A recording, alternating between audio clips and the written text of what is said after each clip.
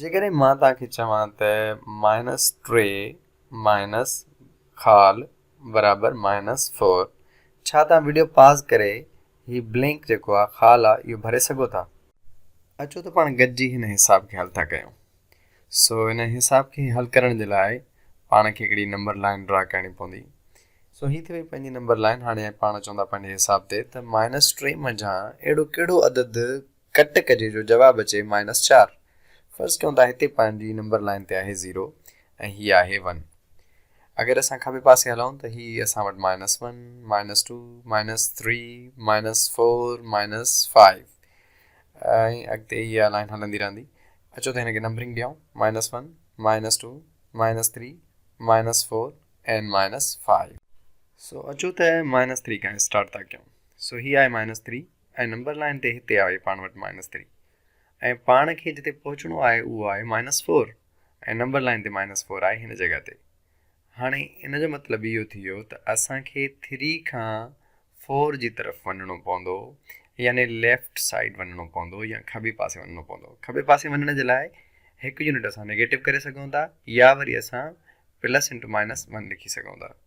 सो असां वटि हिते ऑलरेडी माइनस आहे हिसाब में, त सिंपली असां हिते छा कंदासीं, सिर्फ़ु हिकु रखंदासीं। इन जो मतिलबु -3 -1 बराबरि हूंदो -4 जे। अचो त हिकिड़ो ॿियो मिसाल था हल कयूं। मसलन -1 बराबरि हुजे -7 माइनस ख़ाल। हाणे तव्हां वीडियो पॉज़ करे इहो ख़ाल ॻोल्हण जी कोशिशि कयो। अचो त भला गॾिजी हिनखे हल कयूं।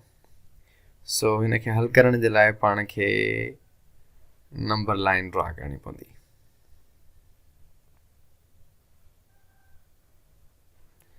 ऐं हिन नंबर लाइन में हिते पाण रखूं था 0 ऐं हिन सॼे पासे खां +1, हीअ -1, -2, -3, -4, -5, -6, -7।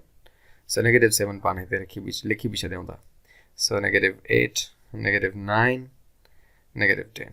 सो अचो त पाण हाणे हलूं था पंहिंजे हिसाब जी तरफ़, जंहिंमें आहे माइनस जो 1 बराबरि आहे -7 मंझां कट करिणो आहे को न को वैल्यू। सो पाण स्टार्ट कयूं था -7 खां, जेको नंबर लाइन में हिन जॻह ते मौजूदु आहे। सो -7 मंझां को न को वैल्यू कटिणो आहे ऐं नतीजे में जंहिं नंबर ते पाण पहुचंदासीं उहो आहे -1, जेको नंबर लाइन में हिन ते आहे। सो -1। हाणे सोचूं था त -7 खां -1 ताईं वञण जे लाइ पाण खे हिकिड़ो एरो खपंदो जेको कहिड़ी तरफ़ वञे, सॼे पासे तरफ़ वञे। सो ही पाण एरो ड्रा था कयूं, जंहिंमें घणा यूनिट्स थियनि था, 1 2 3 4 5 6 यूनिट। सो हिन में 2 तरीक़ा आहिनि हिनखे हल करण जा। या त असां -7 में प्लस कयूं 6, तॾहिं बि ॻाल्हि साॻी आहे, या वरी असां माइनस कयूं -6 सां मल्टीप्लाई, इहो बि तरीक़ो साॻियो आहे। सो या त असां -* लिखूं या वरी असां +6 करे छॾियूं, ॿिन्हिनि जो जवाबु साॻियो ईंदो आहे। सो हिते असां वटि माइनस ऑलरेडी मौजूदु आहे, इन जे करे पाण ब्रेकेट वारो -6 उते रखंदासीं। सो पाण ब्रेकेट वारो -6 उते रखूं था। सो हीअ थी वियो पंहिंजो -6। सो अहिड़े तरीक़े सां ही पंहिंजो हिसाबु हल थी वियो। अचो त पाण ॿिए हिसाब जी तरफ़ हलूं था। सो जंहिं प्रॉब्लम जी तरफ़ पाण हाणे हलूं था उहो आसान पाण खे लॻंदो, उहो इन जे करे छाकाणि त पाण अहिड़ा 2 प्रॉब्लम करे चुका आहियूं। पाण वटि प्रॉब्लम आहे ख़ाल -5 बराबरि आहे 13 जे। सो इनखे बि हल करण जे लाइ पाण खे नंबर लाइन ड्रा करणी पवंदी। सो हीअ आहे पंहिंजी नंबर लाइन। सो इन नंबर लाइन में असां वटि जेके नंबर आहिनि उहे -5 आहे ऐं ॿियो 13 आहे। इहे ॿई नंबर असांखे हिते प्रेज़ेंट करणा पवंदा, कुट जुड़ करणा पवंदा, जीअं असां विजुअलाइज़ करे सघूं। सो हिते असां रखूं था 0 पंहिंजो ऐं हीअ आहे असांजो 1 2 3 4 5 6 7 8 9 10 11 12 13 14 15 16 17 18 ऐं हिते -1 बि करे छॾियोसीं। सो असां वटि जेको ख़ाल आहे उहो त किथे रखूं नंबर लाइन ते, बाक़ी 13 जेको आहे उहो असां रखी सघूं था। सो असां शुरूआति कयूं था 13 खां। सो 13 असां वटि ईंदो 1 2 3 4 5 6 7 8 9 10 11 12 13। सो हीअ असां वटि आहे 13, फ़र्ज़ु कयूं था। सो ही थी वियो असां वटि 13।